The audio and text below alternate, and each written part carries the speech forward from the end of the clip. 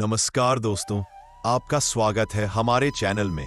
आज हम आपको पितृपक्ष की सर्वपितृ अमावस्या की महान कथा सुनाने जा रहे हैं, इसीलिए आप इसे ध्यान से जरूर सुने। प्राचीन काल की बात है। पितृपक्ष के अवसर पर एक जिज्ञासु ब्राह्मण के मन में अनेक प्रश्न उठे। आखिर पितृपक्ष का महत्व क्या है?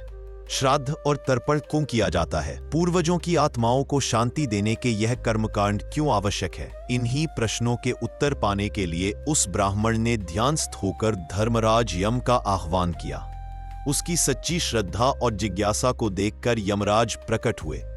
ब्राह्मण ने आदर पूर्वक यमराज को प्रणाम किया और विनम्र स्वर में पूछा, हे धर्मराज, कृपया बताइए कि पितृपक्ष का इतना अधिक महत्व क्यों है? हम पितरों का श्राद्ध और तर्पण क्यों करते हैं?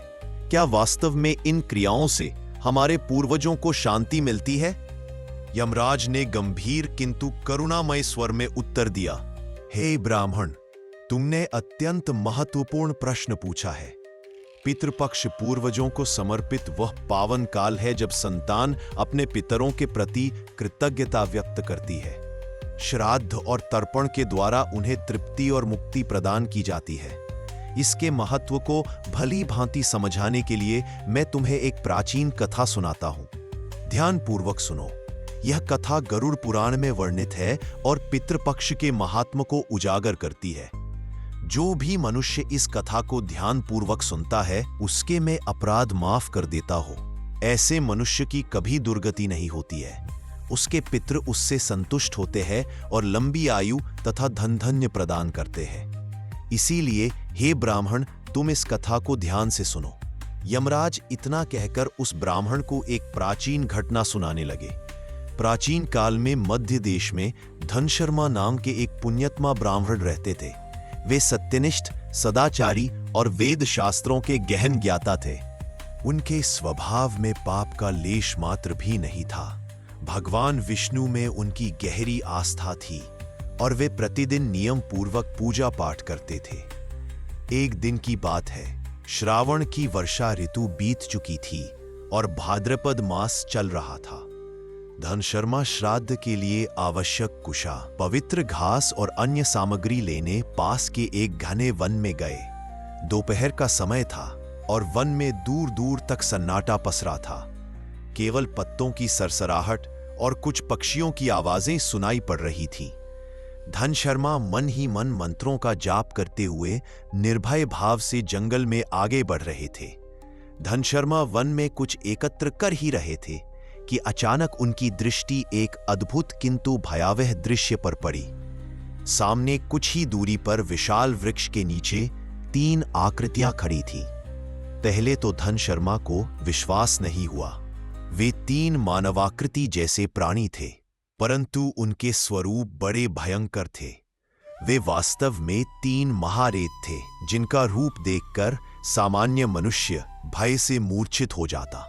धनशर्मा ने उन प्रेतों को ध्यान से देखा। उनके केश बिखरे और सीधे ऊपर को खड़े थे, मानो वर्षों से संवारे ना गए हों। उनकी आंखें अंगारों जैसी लाल चमक रही थी।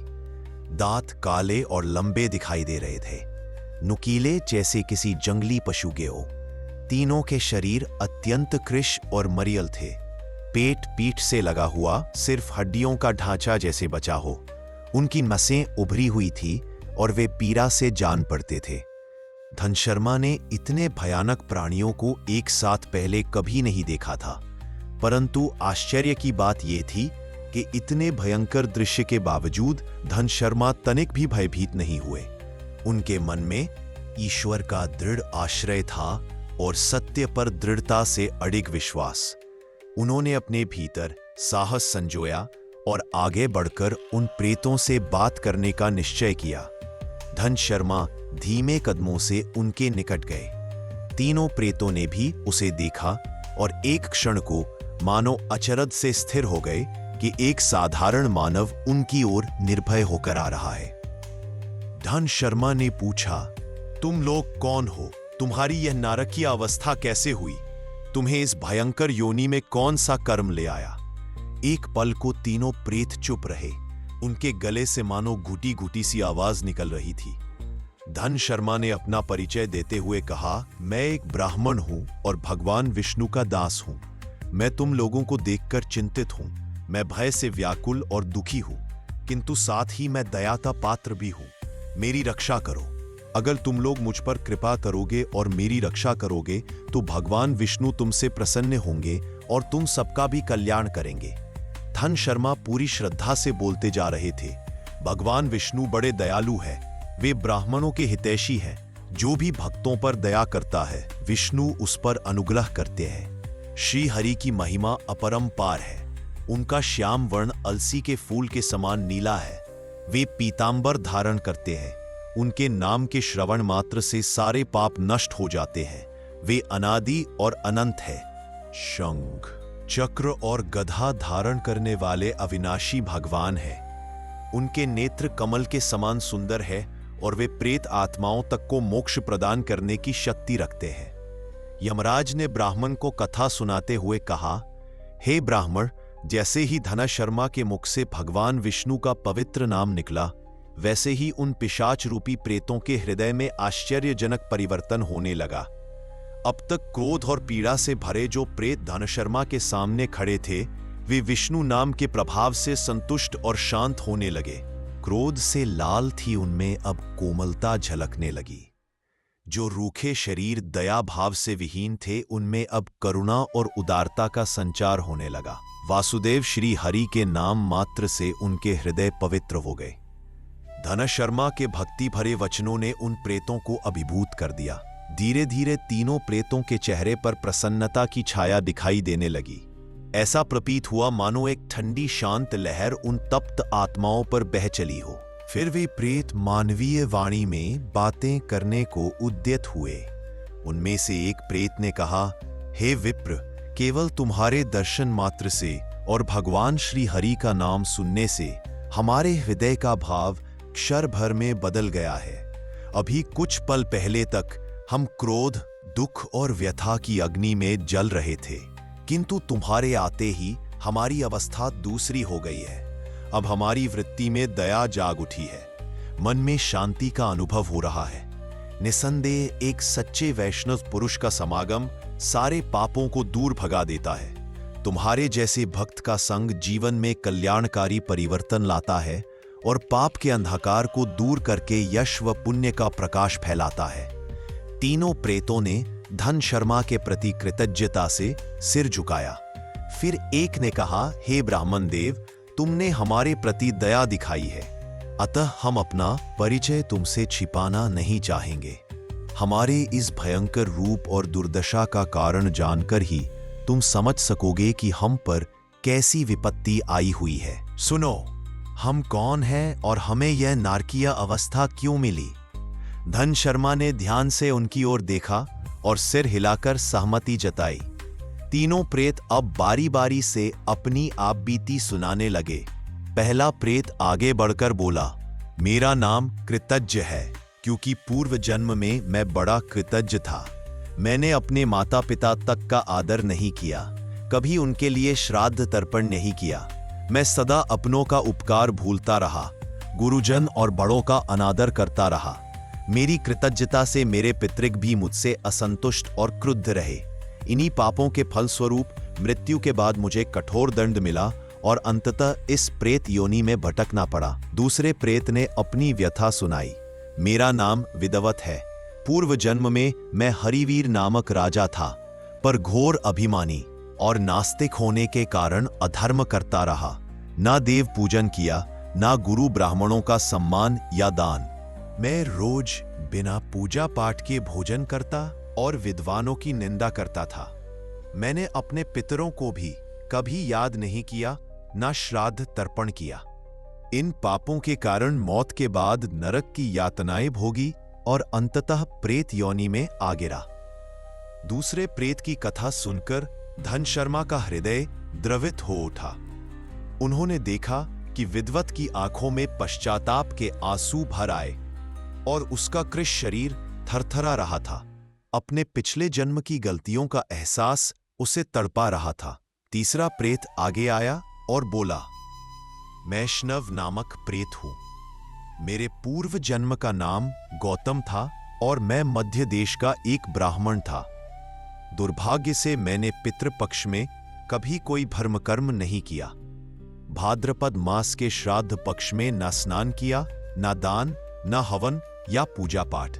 मैंने अपने पूर्वजों को तर्पण तक नहीं दिया। इस तरह पितरों की अवज्ञा करके मैंने अपने सारे पुण्य नष्ट कर डाले।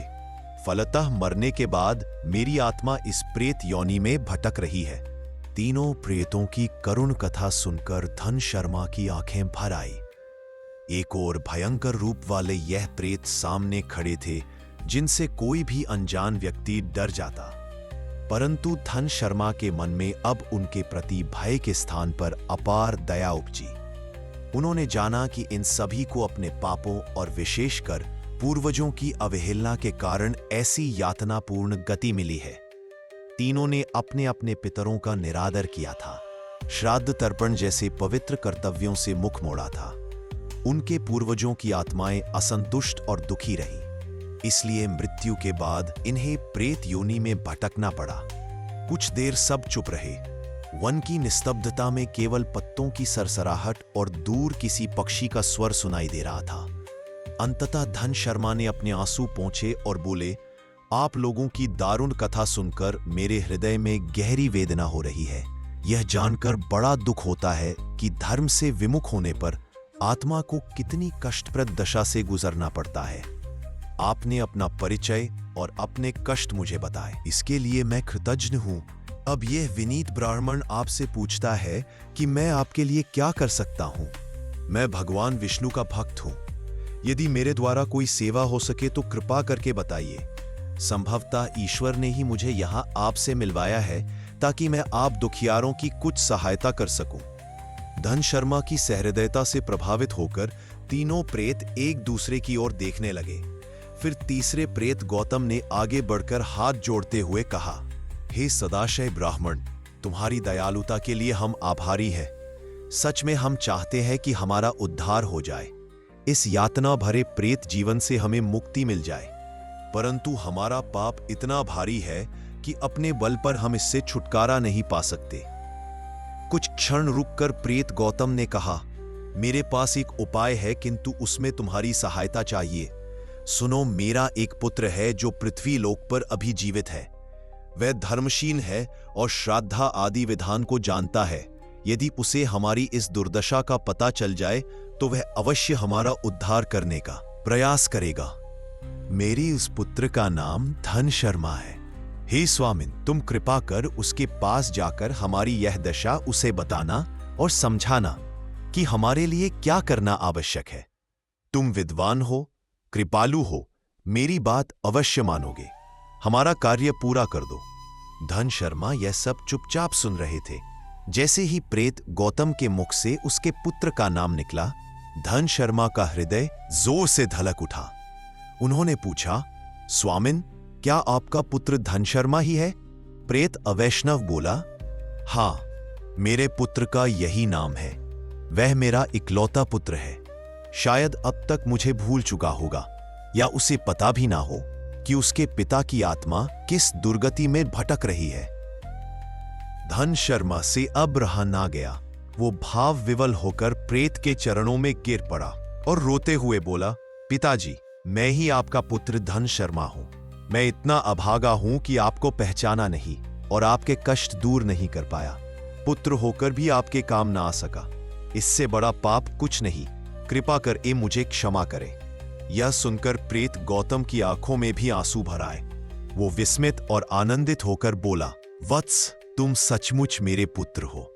निश्चय ही भगवान ने तुम्हें हमारी मुक्ति का साधन बनाकर भेजा है। फिर गौतम ने गहरी सांस लेकर कहा, बेटा, अब विलाप छोड़ो। ईश्वर की कृपा से तुम्हें हमारा उद्धार करना है। लेकिन तुम्हें क्या करना चाहिए? प्रेत गौतम ने कहा, वत्स, पितृपक्ष की अमावस्या के दिन विधि पूर्वक श्राद्ध कर्म करना। पवित्र नदी में स्नान करके संकल्प लो। फिर हमारे नाम से पिंडदान और तिलांजलि अर्पित करना।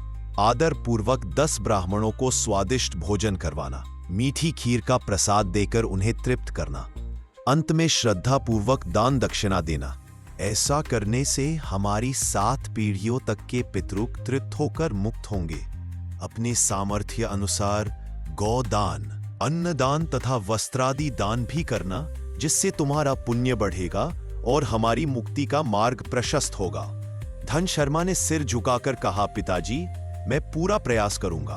आपकी कृपा से अवश्य सफलता मिलेगी। धन शर्मा ने तीनों प्रेतों की ओर कर्तव्य भाव से देखा। उन्होंने हाथ जोड़कर अपने पिता तथा दोनों अन्य प्रेतों को प्रणाम किया और दृढ़ स्वर में कहा, मैं अभी जाता हूं और पूरी तैयारी करता हूं। अगली अमावस्या आने ही वाली है। मैं श्राद्ध कर्म में कोई कसर नहीं छोड़ूंगा। आप सब अपनी कृपा बनाए रखें और मुझे आशीर्वाद दें कि मैं सफल हूं। धन शर्मा ने तुरंत अपने घर लौटकर श्राद्ध की तैयारी शुरू कर दी।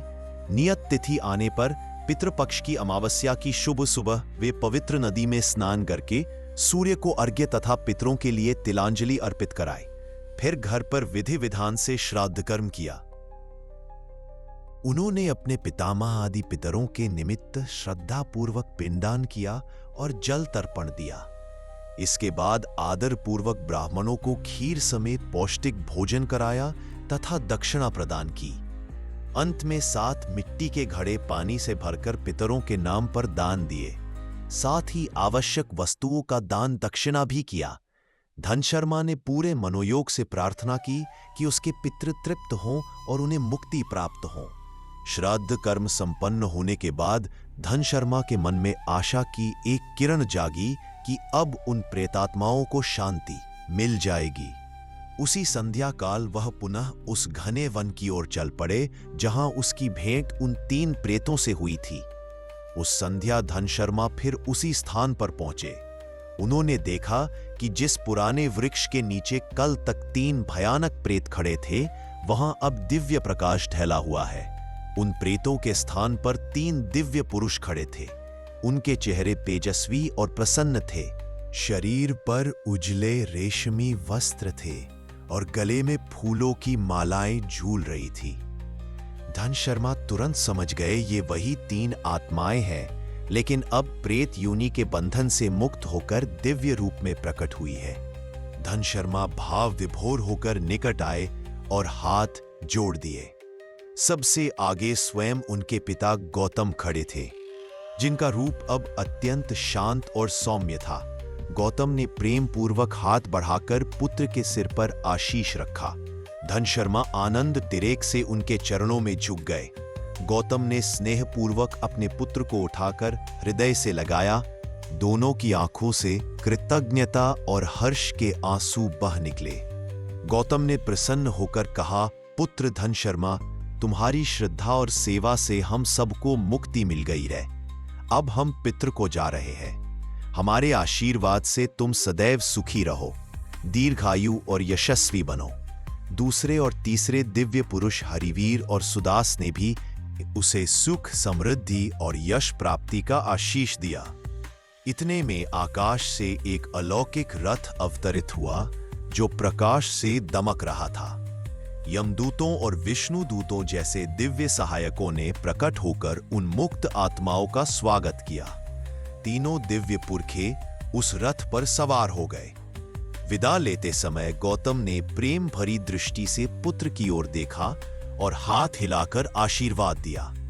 धन शर्मा की आंखों से आनंद के आंसू बह रहे थे और हृदय में अपने पितरों के प्रति श्रद्धा व प्रभु के प्रति धन्यवाद के भाव उमड़ रहे थे। कुछ ही पलों में वह दिव्य रथ आकाश मार्ग से प्रस्थान कर गया और आंखों से ओझल हो गया। संध्या का स्वर्णिम प्रकाश धीरे धीरे मध्यम पड़ गया। धन शर्मा देर तक उस ओर निहारते रहे जहां उनके पूर्वज अंतर्धान हुए थे। उनके मन में अपार शांति थी। उन्होंने ईश्वर को प्रणाम किया और घर लौट आए। तभी यमराज की आवाज फिर सुनाई दी। इस प्रकार धन शर्मा ने अपने पिता सहित 3 पितृशापित आत्माओं का उद्धार कर दिया। श्राद्ध, तर्पण और दान की महिमा से उन्हें प्रेत योनि से मुक्ति मिली और पितृक में स्थान प्राप्त हुआ। धर्मराज, इस अद्भुत कथा ने मेरी आंखें खोल दी। अब मैं भली भांति समझ गया हूं कि पितृपक्ष में श्राद्ध तर्पण करना कितना आवश्यक है। मैं वचन देता हूं कि अपने पितरों के प्रति कभी उदासीन नहीं रहूंगा और सदैव श्रद्धा से उनका श्राद्ध करूंगा। यमराज ने प्रसन्न होकर आशीर्वाद दिया। तो जो भी इस कथा को सुनकर पितृ कर्म में प्रवृत्त होगा, उसके पितर अवश्य प्रसन्न होंगे और उसे सुख समृद्धि का आशीर्वाद देंगे। इसके साथ ही धर्मराज यम अंतर्धान हो गए। इस प्रकार पितृपक्ष की यह पावन कथा समाप्त होती। अगर आपको यह कथा पसंद आई तो वीडियो को लाइक जरूर करें और कमेंट में जय श्री कृष्ण और जय पितृदेव अवश्य लिखें। अभी यह देखो।